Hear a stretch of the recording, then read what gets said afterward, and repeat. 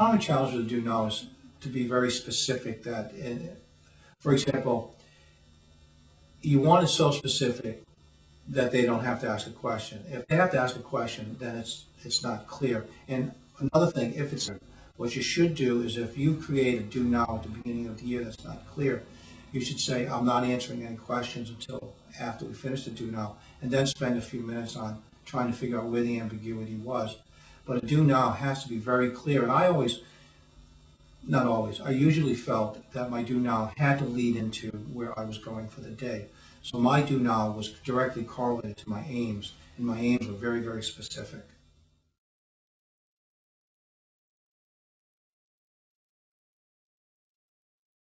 When you see a half-baked effort, if you have a do now, and a do now you know is going to take 3 to 5 minutes, and the kid is finished in 3 seconds, you walk up to the kid and say, whispering that this is not acceptable, and I know it's not the best, and the best you can do. And if it is the best you can do, then just rewrite the question 5 or 6 times for the next 3 minutes, because I'm not accepting this.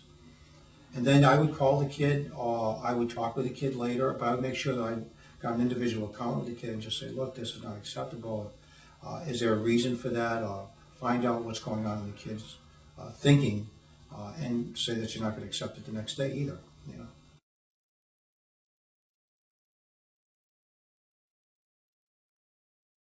The aim is specificity. Most aims are very, very general, like we'll know the causes of the Civil War. Well, you may want to know 3 causes of the Civil War for that day. The specificity in the aims holds you accountable. And for example, a good aim for me would be, okay, I'm going to go back to the women in Brewster Place.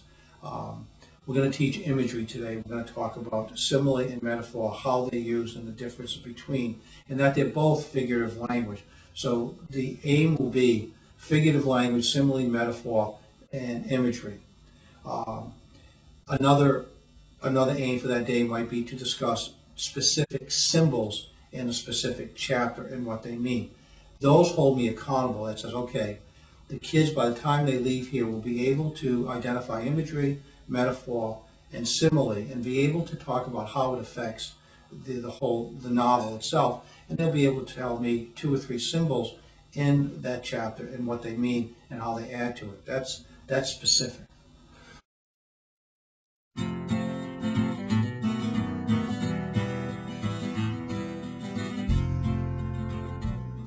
The idea of being strict at the beginning of the year to get kids to like you is counterintuitive to a lot of young teachers.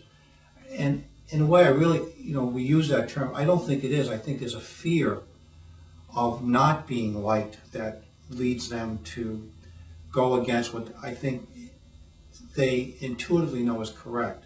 If you ask most teachers who was the best teacher they ever had, it's usually one that demanded the most from them and held them accountable. And if they use that as an example, then that's the type of teacher they want to be. They want to hold kids accountable, disciplinary-wise as well as academically, and to push kids.